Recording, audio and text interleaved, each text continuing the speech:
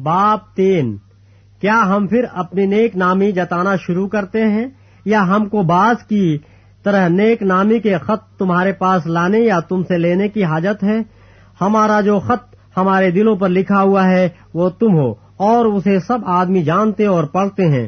जाहिर है तुम मसीह का वो खत हो जो हमने खादमियों के तौर पर लिखा, स्याही से नहीं बल्कि जिंदा खुदा के रूह से, पत्थर की तख्तियों पर नहीं बल्कि गोश्त की यानी दिल की तख्तियों पर।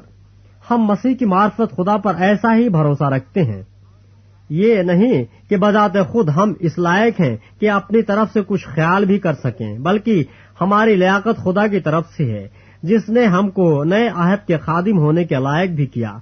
लफ्जों के खादिम नहीं बल्कि रूह के, क्योंकि लफ्ज मार डालते हैं मगर रूह जिंदा करती है। और जब मौत का वो अहद जिसके हरूफ पत्थरों पर खोदे गए थे ऐसा जलाल वाला हुआ कि बनी इसराइल मूसा के चेहरे पर उस जलाल के सबब से जो उसके चेहरे पर था गौर से नजर न कर सके, हालांकि वो घटता जाता था। तो रूह का अहद तो जरूरी जलाल वाला होगा, क्योंकि जब मुजरिम ठहराने वाला अहद जलाल वाला था तो रास्तबाजी का अहद तो जरूर ही जलाल वाला होगा।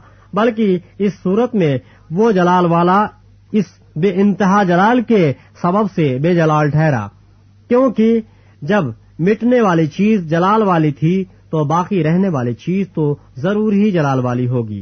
बस हम ऐसी उम्मीद करके बड़ी दिलेरी से बोलते हैं और मूसा की तरह नहीं है जिसने अपने चेहरे पर नकाब डाला ताकि बनी इसराइल उस मिटने वाली चीज के अंजाम को न देख सकें।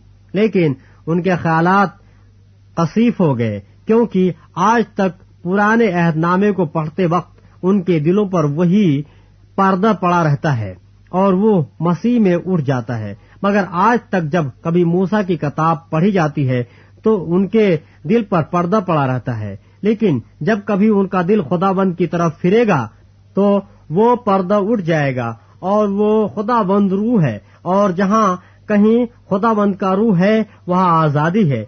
मगर जब हम सब के बेनकाब चेहरों से खुदाबंद का जलाल इस तरह मुनकस होता है जिस तरह आईने में, तो उस खुदाबंद के वसीले से जो रूह है हम उसी जलाली सूरत में दर्जा बदर्जा बदलते जाते हैं।